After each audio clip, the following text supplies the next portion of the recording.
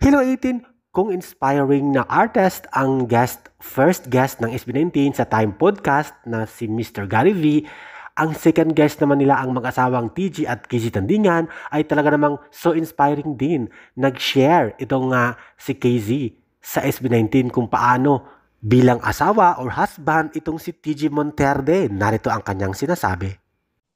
Si TJ kasi, sobrang grateful ako na siya yung husband ko kasi when I'm struggling as a person and especially as an artist, lumilingon ako sa kanya.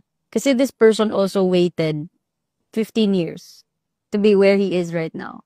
And 15 years is an awfully long time to wait for the opportunity that you're meant to get. May iba, year 1 pa lang, okay na. Yeah. Like, this is not for me. Year 2, 5 years, but to wait 15 years and to not give up. Ibang courage yun, ibang strength yun.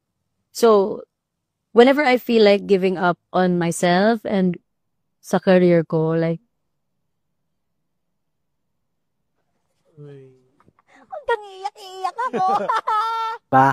So far, ang dalawang guests ng SB19 sa kanilang podcast ay mayroon tayong makukuhang aral at very relatable ang kanilang mga experience at share mismo sa ating SB19 boys. Kaya naman maraming salamat!